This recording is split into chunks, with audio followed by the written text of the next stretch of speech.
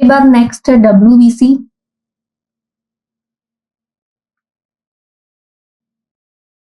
White blood कार्पसस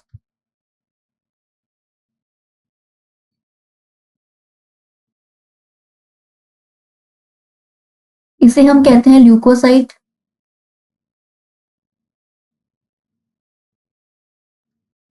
leucocyte इसके अलावा इसकी संख्या होती है 5000 से 11000 पर mm³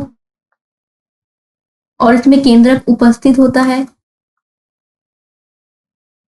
जबकि हमने देखा था आरबीसी में अनुपस्थित होता है केंद्रक। इसका जीवन काल अगर हम देखें, इसका जीवन काल होता है 5 से 7 दिन।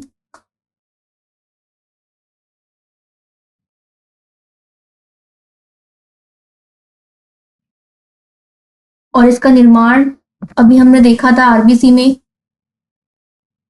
इसका निर्माण होता है पीली अस्थि मज्जा में।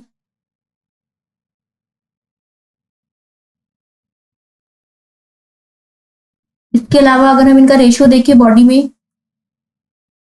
बॉडी में आरबीसी और डब्ल्यूबीसी का रेशियो ये होता है 600:1।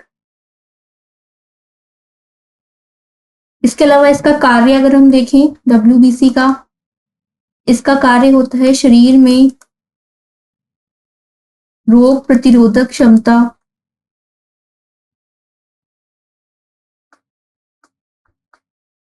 का विकास करना।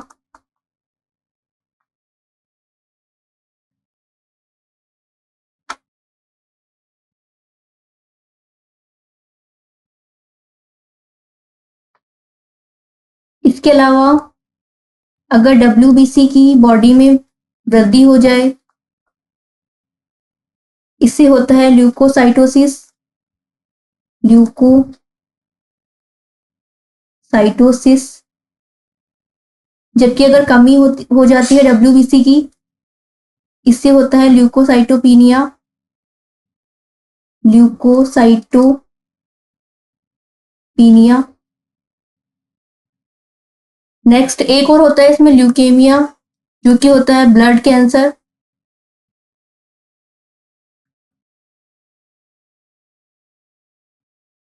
इसमें हमारे डब्ल्यूबीसी की अचानक क्या होता है, डब्ल्यूबीसी बढ़ जाती है, अचानक डब्ल्यूबीसी बढ़ना। इसके बाद हम देखते हैं डब्ल्यूबीसी के टाइप्स।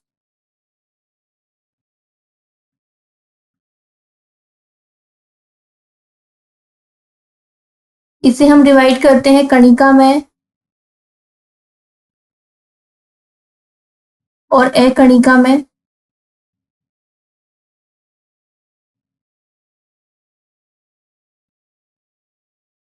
ये होता है 72%,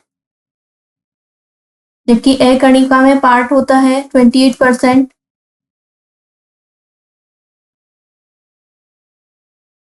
अब अगर कणिका में को डिवाइड करें हम, तो इसमें आते हैं 3 प्रकार की डब्ल्यूबीसी, 3 प्रकार की कणिकाएं आती है इसमें। फर्स्ट आएगी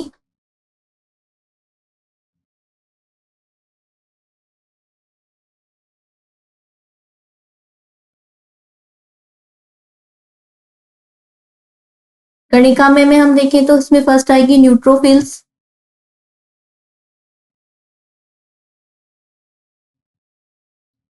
सेकंड है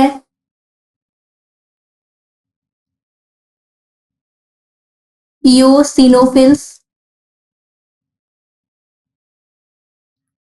और थर्ड है इसमें बेसोफिल्स।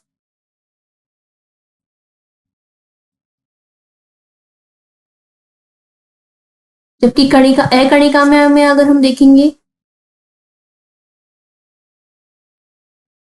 इसमें 2 प्रकार की कणिकाएं आएंगी। फर्स्ट आती है मोनोसाइट, सेकंड है लिम्फोसाइट।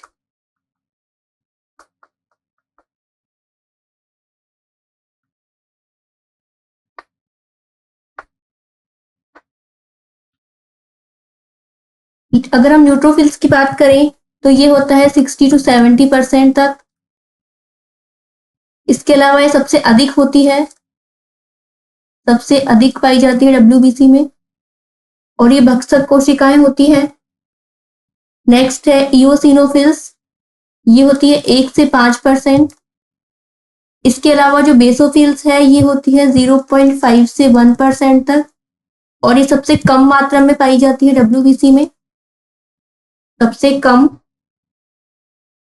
नेक्स्ट है मोनोसाइट, ये साइज में क्या होती है, सबसे बड़ी होती है, साइज में बड़ी। इसके अलावा ये पाई जाती है 5 से 10%, और ये होती है महाभक्षक कणिकाएं। नेक्स्ट है लिम्फोसाइट, ये होती है साइज में सबसे छोटी कणिकाएं,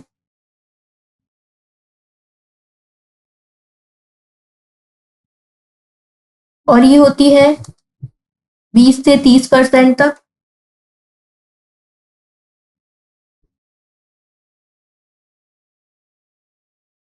इसके अलावा अगर हमसे पूछा जाए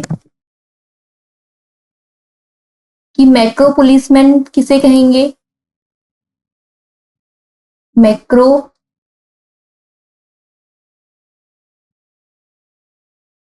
पुलिसमैन डब्ल्यूबीसी कौन सी है, तो इसमें आएगा मोनोसाइट। जबकि अगर माइक्रो पूछा जाए, माइक्रो पुलिसमैन डब्ल्यूबीसी, इसमें आएगा न्यूट्रोफिल्स। दोनों ही भक्षक कोशिकाएं हैं। इसके अलावा जो मोनोसाइट है, मोनोसाइट ये होती है भक्षाणु प्रकृति की कोशिका, भक्षाणु प्रकृति की डब्ल्यूबीसी।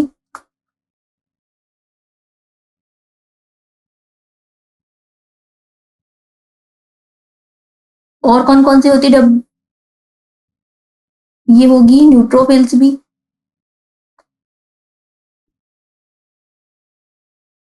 इसके अलावा अगर हमसे पूछा जाए कि अपमार्जक प्रकृति की डब्ल्यूबीसी कौन सी है, अपमार्जक प्रकृति की डब्ल्यूबीसी, तो इसमें आएगा मोनोसाइट, क्योंकि महाभक्षक है कणिका। इसके अलावा अगर एलर्जी के समय पूछा जाए हमसे,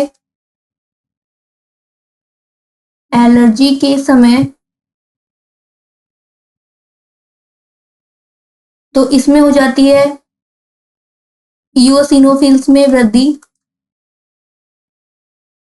इओसिनोफिल्स की संख्या में क्या हो जाएगी, वृद्धि। किस अवस्था में, एलर्जी की अवस्था में। इसके अलावा एक होता है हिपेरिन और हिस्टामिन, इसका श्रवण कौन सी डब्ल्यूबीसी करती है, हिस्टामिन और हिपेरिन का श्रवण ये करती है बेसोफिल्स, जिसे हम कहते हैं मास्ट कोशिका।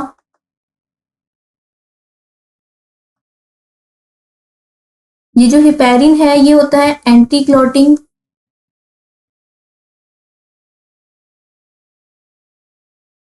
प्रतिस्कंदित पदार्थ।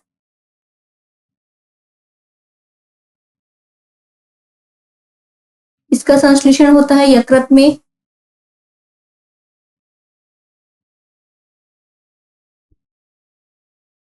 और ये ब्लड को जमने से रोकता है।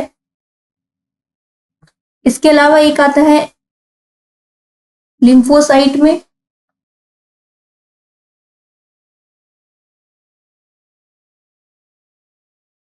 लिम्फोसाइट अगर हम देखें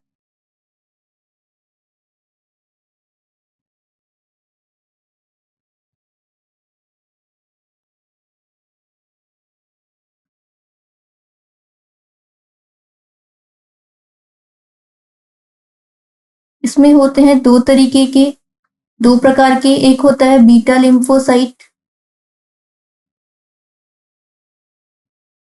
एक है टी लिम्फोसाइट,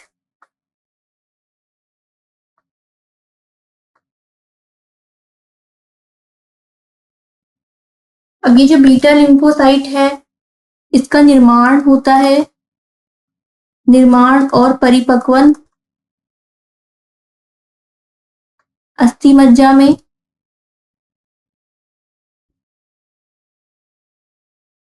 जबकि अगर हमसे पूछा जाए टी लिम्फोसाइट तो इसका निर्माण तो होगा अस्थि मज्जा में,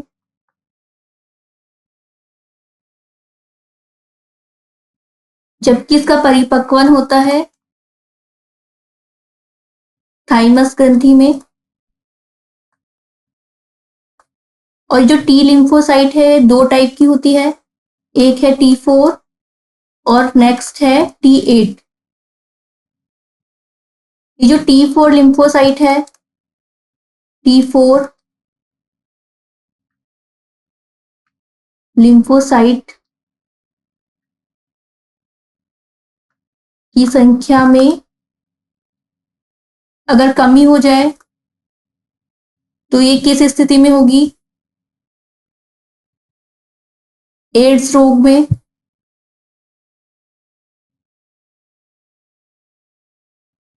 इसके अलावा एक क्वेश्चन और बनता है कि लिंग परीक्षण में कौन सी WBC सहायक होती है? लिंग परीक्षण में सहायक होती है न्यूट्रोफिल्स।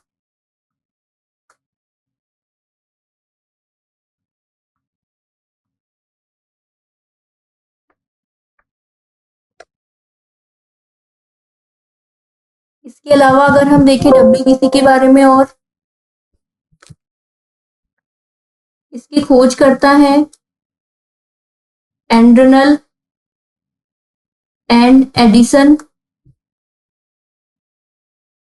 और इससे हम कहते हैं अंगरक्षक कोशिका, सिपाही कोशिका, युद्धक कोशिका भी इसे हम कहते हैं।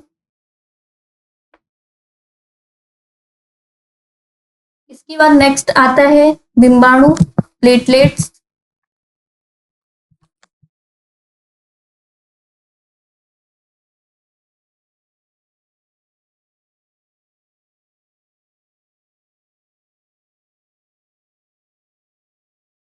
ये पाई जाती है केवल मैमल्स में,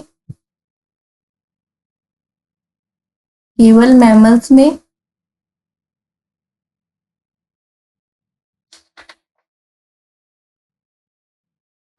इसके अलावा अन्य जंतुओं में अगर ये नहीं पाई जाएगी तो क्या पाया जाएगा? तो अन्य जंतुओं में इसके स्थान पर पाया जाता है स्पिंडल सेल, जो कि कुछ इस प्रकार से होती है।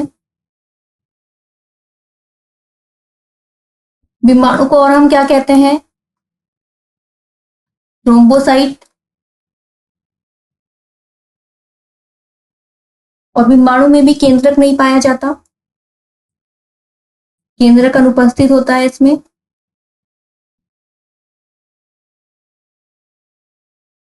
इसके अलावा इसकी संख्या अगर हम देखें, ये होता है 1.5 से 4.5 लाख पर MM3। इनका जीवन काल होता है 8 से 10 दिन।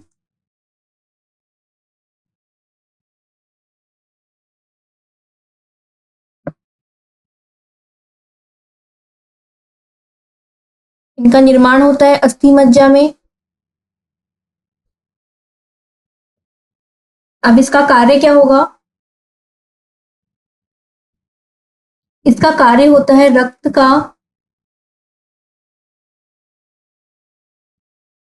थक्का बनाने में सहायक।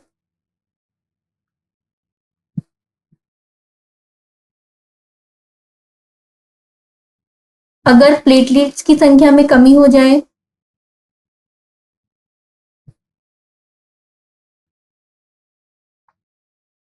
अगर कमी होगी तो इसे हम कहेंगे थ्रोम्बोसाइटोपिनिया, थ्रोम्बोसाइटोपिनिया।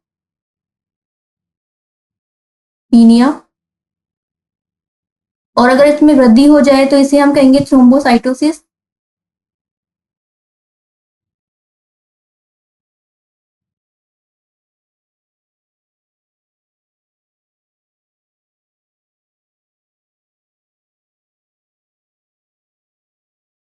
ये जो थ्रोम्बोसाइटोपिनिया है जिसमें प्लेटलेट्स की संख्या में कमी हो जाएगी, तो इस बीमारी में क्या होगा, खून का थक्का जमने में देरी होगी,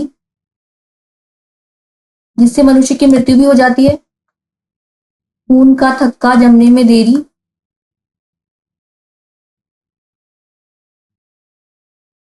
जबकि जो थ्रोम्बोसाइटोसिस है, इसमें प्लेटलेट्स की संख्या में वृद्धि हो रही है, तो इसमें क्या होगा, शरीर के अंदर ही अपना खून जो होता है वो जम जाता है। शरीर में खून का जमना।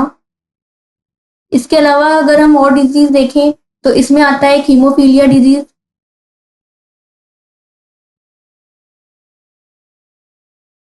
हीमोफीलिया। इसके अलावा एक आता है क्रिसमस रोग।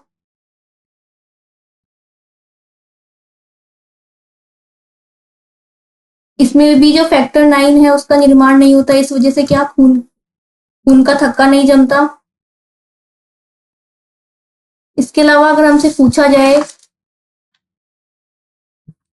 कि कौन सी रुधिर कोशिका से खून का थक्का जमने में, कौन सी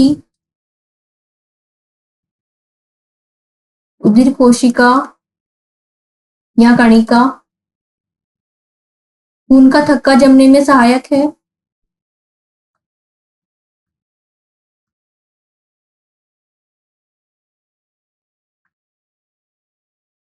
इसमें आएगा बिंबाणु, प्लेटलेट। इसके अलावा अगर पूछा जाए कि कौन सा खनिज लवण है जो खून का थक्का जमाने में सहायक है, खनिज लवण, तो आएगा इसमें कैल्शियम। इसके अलावा अगर पूछा जाए कौन कौन से प्रोटीन है जो खून का थक्का जमाने में सहायक है,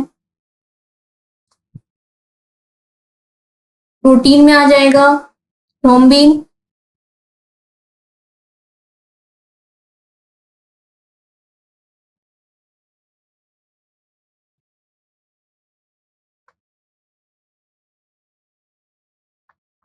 थ्रोम्बिन, प्रोथ्रोम्बिन। इसके अलावा फाइब्रिन, फाइब्रिनोजन। इसके अलावा पूछा जाए अगर विटामिन, तो इसमें आएगा विटामिन के।